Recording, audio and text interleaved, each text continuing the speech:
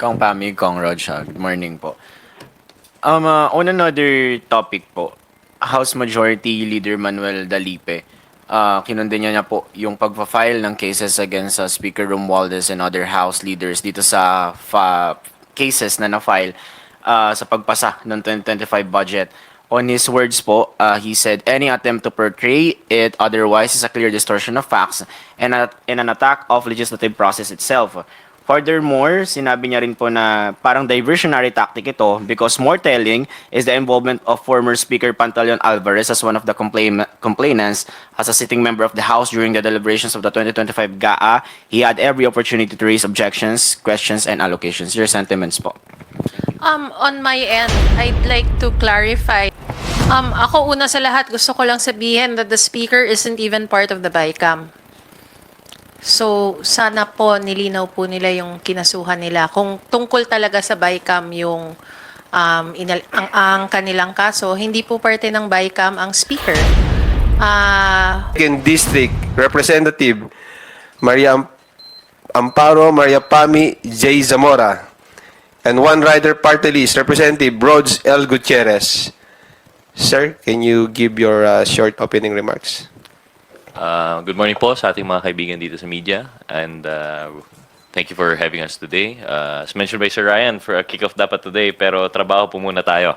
So I understand there would be questions addressed to us despite it being recess, and we're excited to be here po to answer any questions that our friends in the media may have. Salamat po. Ma'am Pami.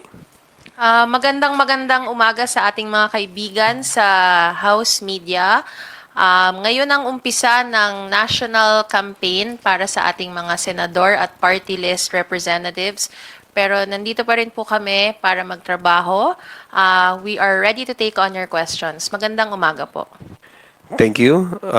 Rosalie Cos from UNTV, you're recognized for today's first question.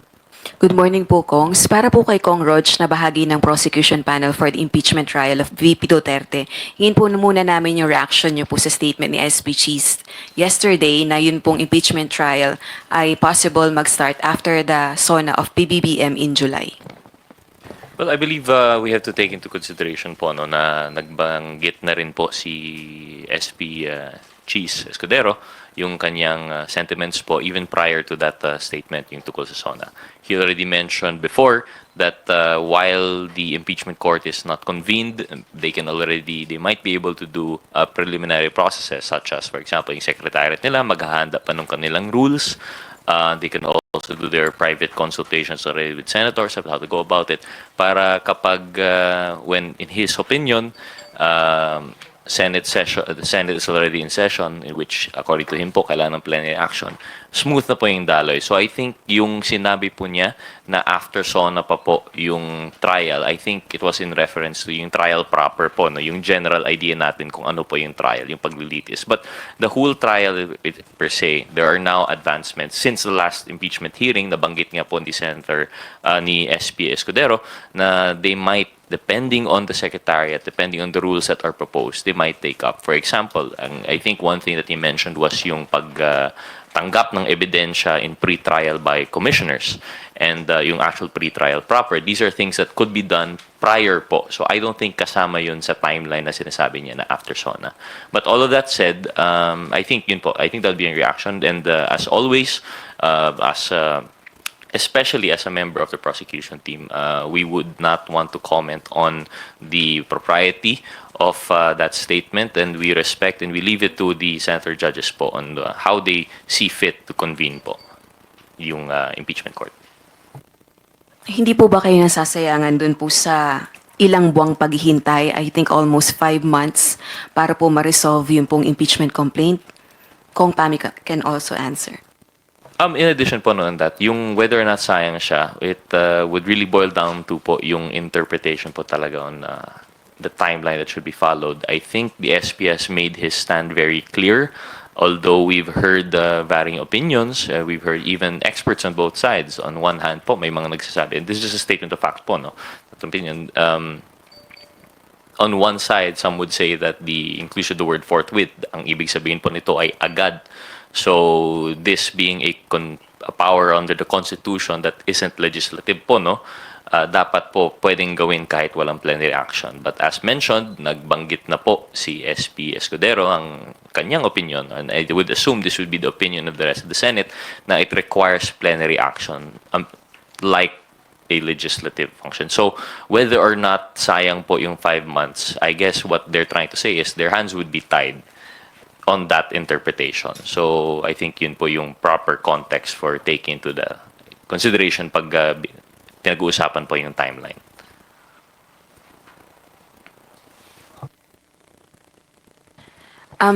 Dun po sa prosecution panel, meron po ba kayong possible options para mas mapaaga yung impeachment trial? For example, encouraging President Marcos Jr. to call for a special session. Kasi si SP Escudero, nagbigay na po siya ng statement na unless magpatawag ng special session si PBBM, hindi po sila makakapag-conduct ng special session. Pero si PBBM made a statement unless the Senate requests him to call for a special session, hindi siya magpapatawag. So parang turuan po kasi. Opo, to answer the question, firstly, ay hindi pa po pinag-uusapan ng prosecution team, but as a personal opinion, I don't think the prosecution team will make any moves in that manner. Hindi po kami mananawagan, only for the simple reason na ayaw po kaming ma-misinterpret as trying to unduly interfere or influence yung yet to be convened impeachment court. Kailan po maintindihan, we will be advocates po in that court.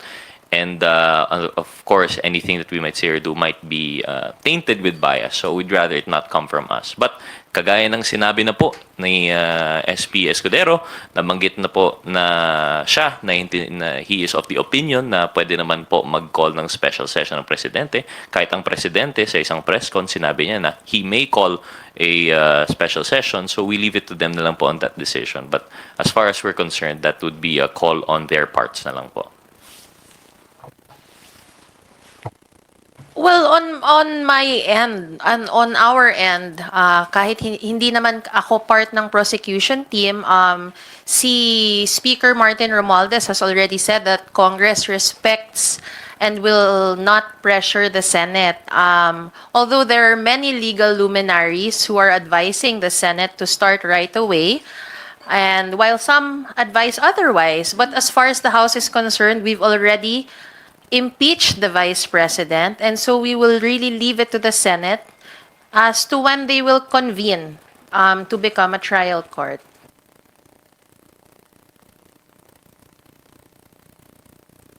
Thank you, Rosalie. For today's second question, let us call on Tina Pangaliban Perez from GMA7. For Prosec Kong Rog, will you be requiring the presence of Vice President Sara Duterte during the impeachment trial? Again, we've yet to talk about yung specific matters such as this. Di pa po, wala pa na pag-uusapan, not even yung usual na, like your question last time, wala pa po akong update, wala pa pong division of work, wala pa pong ganun details. But as for the calling of the witnesses, first and foremost, hindi pa po yun yung nabanggit, no, hindi pa final. I can't say for sure if that we will call, although understandably it would be better for the it's actually the impeachment court will be able to, how do you call this, to mandate attendance naman po, no? But on the part of the prosecution team, definitely it would be better if the subject of the impeachment were there. If she were to be presented as a witness also by their defense, then we would have the opportunity also to cross-examine po, no? So sa kahit anong paglilitis po, mas maraming testigo, mas maraming ebidensya, mas maganda po. This goes both ways for the prosecution team and for the defense. Para po para lumabas po yung katotohanan. Any additional evidence or witness would be welcome po. Sir, how much of the evidence is with the prosecution team already? Without saying too much po, I think we have enough evidence. We have what we would say, I think it's more than enough, especially considering na, in our opinion, of course, depende pa rin po yun. Ang impeachment case po ay not strictly criminal. It's sui generis, we've always mentioned this, it's more akin to an administrative matter po, no? Kasi the penalty, it's not punitive, wala pong makukulong. wala pong fines and penalties na that would be implemented. Ang impeachment case lang po ang mangyayari dito ay one, removal from office, and second, perpetual disqualification from public office. So hindi po siya strictly criminal. So yung strictest requirements of evidence that would apply to criminal case might not apply here. Depends, of course, on the impeachment court kung ano pong madesisyonan nila. At the end of the day, it would be a political exercise on the part of the senator judges and how they would vote. So, as far as we're concerned, I think we have enough evidence to at least convince our senator judges of why they should side with the prosecution on this part. But with that said, there would still be more avenues for additional evidence, definitely po. Especially kapag meron pong impeachment cases. There are some laws which actually have for their exemption impeachment cases for the request of more evidence. The power of subpoena, nandyan rin po yan sa impeachment court. So I'm pretty sure that the prosecution team will be open to all of these additional avenues to secure even more evidence po. Sir, does that include yung ni-raise po ni Representative Kong Hu na 12.3 billion peso unsettled financial transactions in DepEd during the tenure of the Vice President? Because he is calling on the House to investigate the issue. Therefore, wala pa yung ebidensya on this. So will that be included? Well, if we take a look po preliminarily on the articles ng ating impeachment, nandun na po yung mga grounds natin, and one of it would be yung graft and corruption. This would really depend po on the appreciation of the evidence. Although it is alarming that there would be ano po yung amount po natin, Ma'am Tina? 12 billion po ba? 12.3 B, sir. 12.3 billion, and this would be disallowances po ba?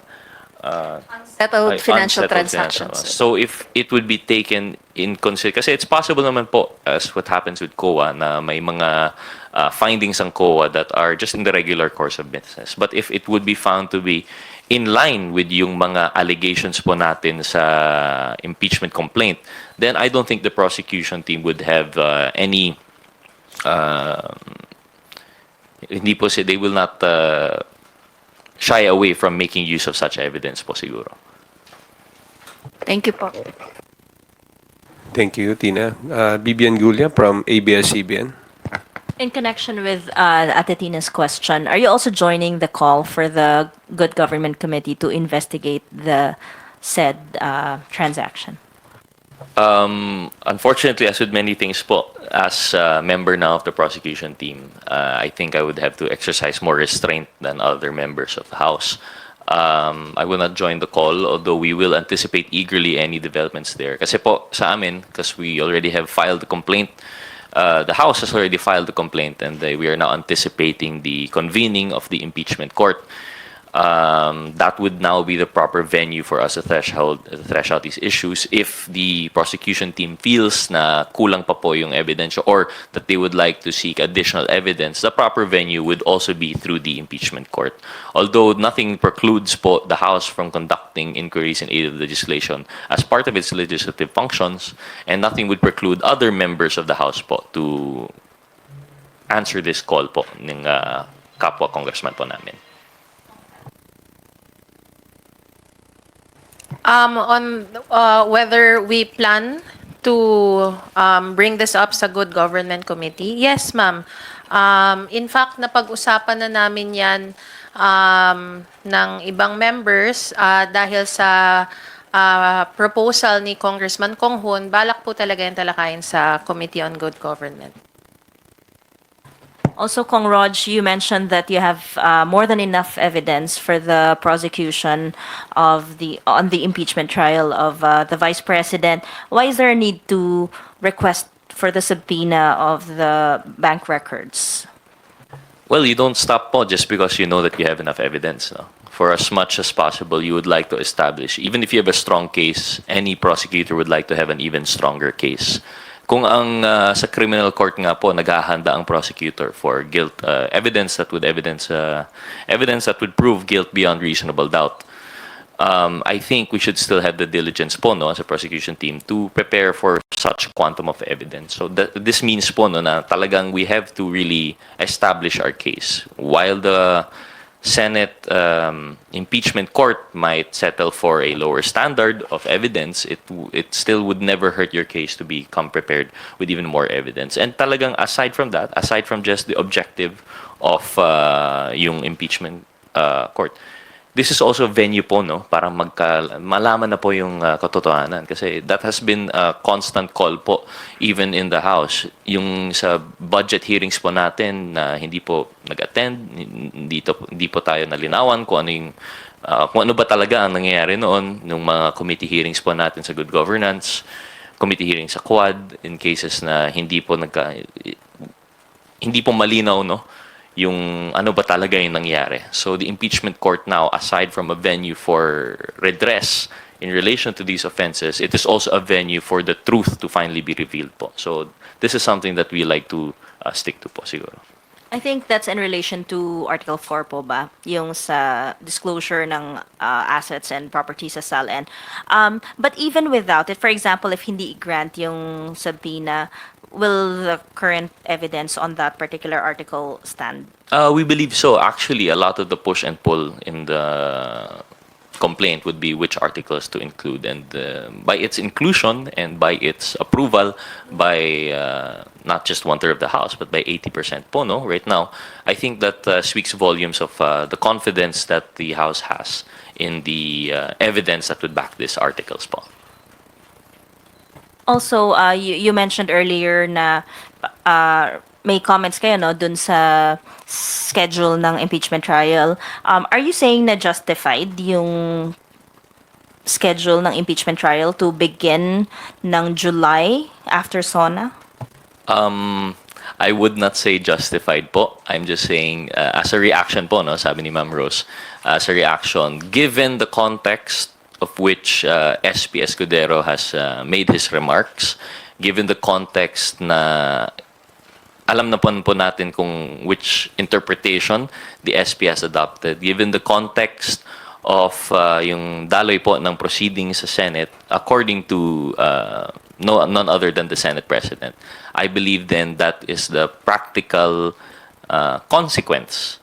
Yung timeline na yan would be the practical consequence. But as to the justification, we leave it up to them, we leave it up to the people to see if it is justified. As mentioned, we will not make any calls for the Senate to rush this, so that we would want to avoid any tainting of partiality, tainting of bias. But with that said, as mentioned, there are legal luminaries, sabi nga, nabanggit na po ni Kong Pami, that are of the opinion that they are of the opinion of a different interpretation po, no? Habang si SP Escudero ay nandun sa panig na ang interpretasyon dapat dito ay still within the bounds of Senate's legislative calendar, within the bounds of plenary action. Meron naman pong interpretasyon na kapag sinasabi ng saligang batas na the trial shall proceed forthwith, ibig sabihin agad-agad. And given na meron rin na interpretasyon na hindi ito legislative function kundi constituent power, ito ay mandato at authority within the Constitution itself that they can implement independent of legislative functions. Then there is also that yun na po yung interpretasyon na it should follow a faster timeline. So with the justification, it would depend kung alin ang interpretation po natin. Pero yun lang po, I was just commenting on the context of which the statements were made. Having said that, kung July pa po yun, 20th Congress na po, is there still point for the members of the 19th Congress, prosecution panel under the 19th Congress to prepare for the impeachment trial? Well, gaya ng sinabi pa namin before, ready or not, dapat, here or not, dapat mag-ready na po kami.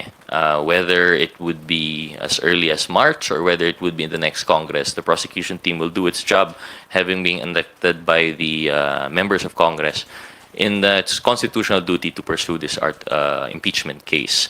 It would not be, hindi naman po siya sayang if ever, for whatever reason na halimbawa it crosses the 20th Congress and there would be a new set of prosecutors. We would be glad po na at least we've done our part. Naka-ready na po yung ating articles of impeachment, naka-ready na po yung evidence, naka-ready na rin po yung mga witnesses that we would like to call, and we would happily pass it on po to the next batch if for whatever reason po. Merong mga opinions na dapat ba i-refile pa, I mean, i-resubmit ba? Or yung new Congress, pwede bang maghain ng panibagong, or parang sabihin sa Senate na wag na ituloy yung impeachment trial? May mga ganun po bang? What's your opinion on that? Anong mangyayari kung 20th Congress? Again, this would boil down to interpretation, but I think it's very clear po, no? Now that we have actually filed, yung saligang batas, klaro naman po, the power to initiate impeachment cases is vested in the House. And this has already been done by the House. So we actually have pending impeachment complaint. So whether or not that could be stopped by the next Congress, I don't think it would be held by that. I understand meron pong interpretasyon na according to some legal luminaries na kapag tapos na po yung 19th Congress, no business can be carried over to the 20th. But I think that was another, based on the interpretation po, on legislative functions po. I think a case that was cited for that was Garciliano versus, I forgot the specific case. Pero when I read it, particular naman po yun, that was regarding a Senate inquiry. Hindi naman po yun impeachment complaint. Hindi naman po yun a constituent power. So, I leave it to that po, no, kung ano yung interpretation po nila doon. Pero for me, personally, my interpretation is that continuing po siya. An impeachment case filed now can still be tried the next. And we have, although it's not strict in the strictest sense, our basis, but historically, maganda po yung unang-una, may experience po yung United States po dito. As we know, our Constitution lifts some parts. It's based on U.S. Constitution, U.S. jurisprudence, their body of laws. And doon po sa U.S., nangyayari po talaga yon. Yung Senado po nila ay continuing body rin. And in, I think, 4 instances of impeachment, one Congress files the impeachment complaint and it was already tried in the next Congress. So we have basis on that. Second, I am more akin to adopting the interpretation rin po ni SP Escudero. He gave a very logical example. When we look at our collegiate courts, for example, Supreme Court, when we look at the Court of Appeals, and look at Sandigan Bayan, kapag marami po yung ating mga huwes, marami po yung ating mga hukom, maestrado, just because yung isa po, halimbawa, yumaon na, pumanaw, or nag-retire, nag-resign, hindi po ibig sabihin nun, uulit po yung case, no? Tuloy pa rin po yung kaso. So I think these two put together would make more sense in the context of an impeachment complaint rather than yung refiling interpretation po. Thank you, Bibian. Next questions will come from Earl Tobias of IBC 13. Kong Pami, Kong Rod siya. Good morning po. On another topic po, House Majority Leader Manuel Dalipe, kinundin niya po yung pagpa-file ng cases against Speaker Romualdez and other House leaders dito sa cases na na-file sa pagpasa ng 2025 budget. On his words po, he said, any attempt to portray it otherwise is a clear distortion of facts and an attack of legislative process itself. Furthermore, sinabi niya rin po na parang diversionary tactic ito because more telling is the involvement of former Speaker Pantaleon Alvarez as one of the complainants. As a sitting member of the House during the deliberations of the 2025 GAA, he had every opportunity to raise objections, questions, and allocations. Your sentiments po. On my end, I'd like to clarify that it is anyone's absolute right to file any case, and it's very good that they filed so that it can go through the proper channels and that the House leadership will squarely face that. Having said that, I want to take note that it's very ironic that Mr. Alvarez barely participated in the non-stop budget hearings that we've had for the 2025 budget, whether sa committee level or sa plenary. Wala naman siyang ni-raise na concern. Bilang Assistant Majority Leader, parati po akong nasa session floor, bihira ko po siyang nakita. So, nando na po yung chance sana na kung meron siyang sisilipin, meron siyang mga tanong, masasagot na sana noon pa. Additional lang po, no, siguro, not so much in the statement of Major Dalipe, but more on a comment lang po, no, on the nature that they filed. I think, of course, kagaya ng sinabi po ni Kong Pami, we would always welcome and respect everyone's right to seek redress, seek grievance before the court. Tama naman po yun kapag nakikita po natin na merong cause of action, pwede naman talaga tayo mag-file. Ngunit, important rin tanongin yung whys po, no? Sa tingin ko po, although we don't want to impute any malice on the part of those who filed, it's just really questionable. Ako personally, without going into the context po, no, na may prior redress naman po in the House na hindi naman po naitanong, yung pag-file mismo, I think if the question is really in relation not to politics but to the law itself, shouldn't it have been filed before the Supreme Court? Regarding Rule 65 po. Usually, kapag may katanungan po tukol sa isang batas, ang redress po nandun sa Supreme Court, hindi po siya criminal. Kasi po political function yung pagpasa ng batas, no? So, wala namang na-enrichment na alleged, I think, doon sa criminal nature that they are now filing. So, it's just curious po, no, on my part, bakit yun yung venue na pinili nila. And then, if we also look at the cast of characters, bakit I understand the issue is BICAM pero yung House lang po yung respondents, no? To which a member rin po si Kong Alvarez, like mentioned ni Kong Pami, that there would have been a prior, he could have questioned it naman before. So while we welcome po, no, I think it would have been better for the purposes, kung yung tanong lang po talaga ay yung issue ng mga blanco, it would have been better for the Supreme Court to rule on the procedures that the House would take, you know? Na we stand by yung sinabi po ng ating leadership, we stand by po yung sinabi ni acting chair Kimbo na ginawa naman lahat to with authority ng BICAM. So if there's a problem with that authority, if it is flawed in any way, that should have been questioned rather than yung allegedly criminal act of filling the blank. So these are just some questions that I think po siguro na dapat may tanong ng taong bayan in relation to the context of the filing of that case po. Follow up po, Kongs.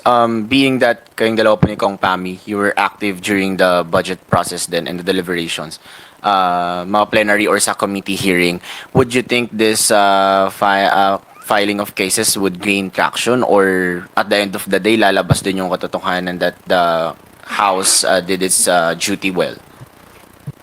Ako una sa lahat, gusto ko lang sabihin that the Speaker isn't even part of the BICAM. So, sana po nilinaw po nila yung kinasuhan nila. Kung tungkol talaga sa BICAM yung ang kanilang kaso, hindi po parte ng BICAM ang Speaker. Pangalawa, ano yung tanong? Do you think magpa-progress pa po itong final nila? Well, we'll leave it to the courts para sa pag-andar nun. Ang House leadership naman, ready naman to answer anything at any time. Last from my end po, kung sa attendance lang or sa pagharap ni BP Sara sa impeachment court, given na meron na kayong sapat na evidence, and you said better nga kung a-attend siya, pero kung hindi man siya pumunta, handa rin ba ng strategy, or is that one of the things na pinagpaplanuhan ng House Prosecution Panel po? Kung in case, piliin ni BP na hindi siya umattend. Yes po, I would say ready. Not naman na intentional na pinaghahandaan, although historically po, no, hindi po siya nag-attend sa ating mga hearings. But you have to be prepared. When you're seeking a case like this, you have to be, you have to stand by your complaint with all evidence that you might have, and anticipating also the evidence that you might not be able to get. You don't file naman po yung case na baka sakali po makakuha pa ng ebidensya. So I would say what we would like to achieve with this, definitely, as advocating for yung impeachment complaint, talagang to establish yung evidence independent po, no, of whatever the adverse party might produce. So dapat meron rin po talaga, and we do have yung aming sariling evidence, we have our own lineup of witnesses that would have the tendency to establish po yung kaso. So yun po. Thank you, Earl. Billy Vegas from Abante Politico, you are recognized. hihingi lang po ng opinion nyo. Ang ini-insist po kasi sa Senate, nag-adjourn sila ng February 2 nang hindi nagagalaw yung articles of impeachment. Pero meron pong column sa Inquirer. Ang point naman niya, pwede naman kasing hindi muna nag-adjourn yung Senate kasi based dun sa legislative calendar, pwede mag-session ng House and Senate hanggang Friday, February 7. Comment lang po.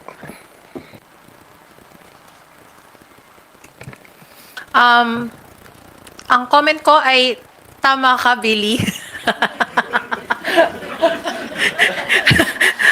Kasi base sa schedule, sa napagkasundo ang calendar of session ng third regular session, ang pag-resume ng session ay nagsimula nung January 13, 2025 at nagtatapos ng Feb 7, 2025. Natapos ang session, ang plenary session nila nung Feb 5, pero technically may panahon pa, may 2 araw pa po. Pero having said that, again, ginagalang natin ang kung ano man ang gagawin ng ating Senado. At on the end ng House, na-impeach na po namin si Vice President Sara Duterte.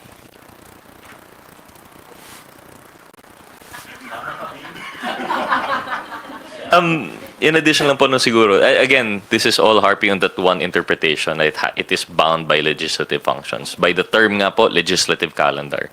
In addition to what Kong Pami said, on that layer, sa legislative pa lang, mukhang may oras pa pala. But even before that, I'm of the interpretation of the opinion, nandun pa rin po tayo na yung impeachment ay constituent power, not bound by yung legislative rules, legislative function, and therefore not bound by the legislative calendar. But yun lang po yung in addition siguro, Boss Billy. Thank you, Billy. Next question from Jelly Mendez of DWIC. Sir, nabanggit niyo po kanina yung welcome po sa Kamara, yung mga gusto pang tumistigo or yung may mga karagdagan pang ebidensya. Sa Senado po ba, possible na i-recommend nyo rin yung mga tumistigo dun sa mga nakaraang pagdinig? Yes po, anything's possible po. I don't think there is any prohibition on the part of, I don't think any prohibition will be adopted by yung impeachment court na saying kung may testigo from a previous hearing, di na po pwede gamitin. In the opposite nga po, mas malakas nga po yung kaso ng mga testigo that appear before a previous hearing. They might not even have to attend yung sa impeachment court kasi nga po, under oath na po yung mga statements nila. So I think that's one opinion that would even make it stronger basis na sila pa po yung maging yung testigo po nila yung maging basis. So yun lang po. Sir, your side po regarding dito sa payag po ni SP Escudero na minamadali daw po ng mga kongresista yung Senado regarding sa impeachment. Di po ako sure kung saan po nagagaling yung idea na minamadali. By the timing lang po siguro ng pag-file ng House, pag-transmit ng House. It was on the last day. I don't think any pressure was meant to be exerted on the Senate. And but understandably, on a personal level, meron naman po talagang mga may opinion na dapat gawin na to agad-agad. Whether these are personal sentiments of congressmen, yung mga ating mga kababayan, of certain officials of the House. Pero I don't think there was any official move, action, or communication from the House that would indicate in any way na minamadali po sila. So I'm not quite sure po saan po yung nagagaling. But I would understand po with in a court of public opinion, parang baka doon po nanggaling yung sentiment na parang rushed po siya.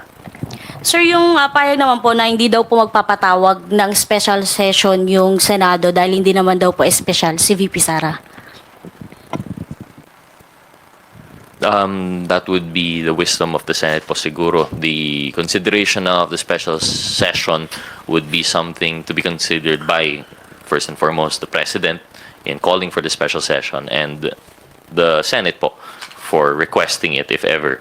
So if in their opinion, in their wisdom, yun yung reasoning po nila, then we would have to respect that po siguro. Thank you, Jelly. Are there any further questions from our media colleagues here? If there are none, we're going to entertain few questions from our media friends who are now covering the kick-off rally of administration slates Alyansa para sa Bagong Pilipinas, who are now in Ilocos Norte. About, sir? Phone in. Okay, from Kat Porbes. Sir, first question, ma'am, magiging election issue ba itong impeachment ni BP Sara? And then may reaction po ba kayo dun sa survey ng SWS na nagsasabing pabor sila sa ayudang ibinibigay ng pamahalaan? 2 questions. On the first question, I think definitely magiging election issue po ito. And it should be welcome. I think this is a sentiment already mentioned also by Senate President Escudero na compared to yung usual election po natin na ang binoboto po natin ay base sa kasikatan or personality politics, at least ngayon and magkakaroon tayo ng issue kung ano po ang tingin ng ating mga kandidato sa impeachment complaint. And mas makita po natin kung ano ang kanilang stand, ano po ang nilang gagawin, ano po ang kanilang mga personal convictions. So, although not strictly a requirement for election, not strictly requirement ang plataforma or issues like this sa isang election, the fact that it's being the election will happen now in the midst this context, I think it really will be an election issue. And I think it is something that should be welcome po. No? Hindi po dapat siya maging consideration na external factor. So, yun. Sa katanungan kung ito ay election issue, absolutely naniniwala po ako na ito ay isang election issue dahil dapat nating tanungin ng ating mga ihinahalal kung kung dapat bang panugutin ng mga tao patungkol sa pagwawaldas ng pera ng bayan, patungkol sa hindi paggamit ng tama ng pondo ng bayan, patungkol sa hindi pagsunod sa saligang batas, patungkol sa paggamit ng pondo ng bayan. So, isang malaking test po yan sa lahat ng kandidato sa aming mga paninindigan para sa bayan. Maraming salamat po. Sir, ma'am, yung second question about ayuda. Well, personally, masayang-masaya ako dun sa survey na yon kasi it vindicates what we've always said, no? Na itong mga issues patungkol sa ayuda ay pawang ingay lamang at talaga namang hinahanap ito ng taong bayan.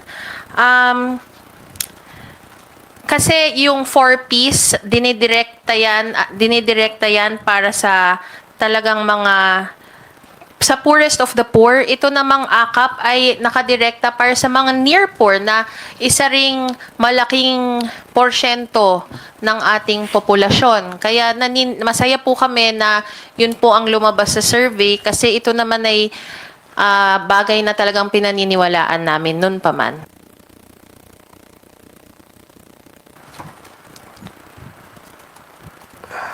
Thank you, sir and ma'am. Another question, last question from Gab Lalo, Inquirer Online. According po kay former Supreme Court Justice Adolf Ascuna, a premier of the 1987 Constitution, immediately po talaga dapat gawin ng Senado ang kanilang trabaho sa impeachment. Immediate as in ngayon na at hindi after 4 months or after or so na. Any comment po? I think si former Justice Ascuna, yung isa po sa legal luminaries that I was referring to, nandun po siya sa interpretasyon na dapat po talaga may sagawa na yung ating impeachment trial. If I'm not mistaken po, yung kanyang opinion, if I read it right, yun nga po yung nasa side na hindi po legislative function yung impeachment. Ito po ay constituent power. Ang I think basis nito is that if you look at yung proceedings po natin for legislative function, nasa Article 6 po yun on legislative powers of the legislative branch. Pero yung article, I think it was Article 13 po, no, yung impeachment is on accountability of public officers. So I think ginawa niyang basis yun for the interpretation na it is a constituent power independent of yung legislative functions of the Senate and Congress. And therefore, it must be taken on its own timeline. Yung pag-interpret nga po and the trial shall proceed forthwith. Yung forthwith being agad, interpretation na ito should be taken independently sa legislative. So I think dun po nanggagaling. And if the question is yung reaction po doon, ako personally, I do stand by that interpretation. And I don't think he is alone. I think there are other legal luminaries who are of the opinion po, no, na dapat nasa constituent power interpretation yung impeachment case. Ma'am Pami, okay na? Thank you. Before we conclude our press conference, sir, ma'am, baka meron kayong parting words for today's press con.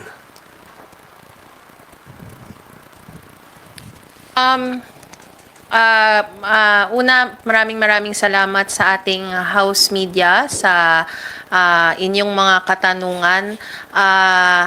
Hindi po porket tumigil na po ang plenary session ay tumitigil po ang pagtrabaho namin dito sa House. Tuloy-tuloy pa rin po kahit po panahon na ng kampanya para sa iba nating mga kandidato. Tuloy-tuloy pa rin po ang pagtatrabaho ng inyong mga House members. Maraming salamat.